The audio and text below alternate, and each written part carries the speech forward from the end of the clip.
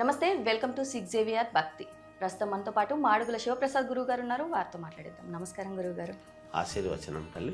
గురుగారు, చాలా మంది ఈ మధ్యకాలంలో రుద్రాక్షలు ధరిస్తున్నారు. మరి ఈ రుద్రాక్షలకున్న విశిష్టత ఏంటి? అసలు ఏకముఖ రుద్రాక్షను ఎవరు ధరించవచ్చు అంటారు? శ్రీ మహాగణాధిపతయ నమ. ఐం మహాసరస్వతీ నమ. శ్రీ లలితాంబికాదేవి నమ. అమ్మ, ఏకముఖి రుద్రాక్ష ఎవరు ధరిస్తే మేలు జరుగుతుంది అనేటువంటిది అన్నప్పుడు, ఒక ఇష్టి నెరవేరటానికి, అంటే మామూలుగా ఎవరంటే వాళ్ళు ధరించేటువంటి దానికి ఉండదు ఏకముఖి.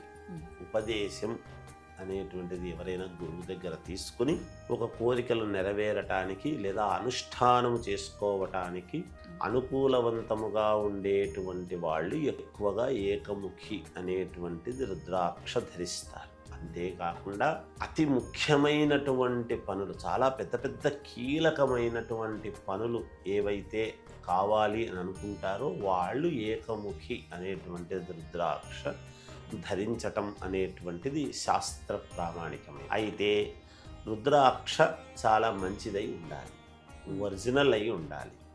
అది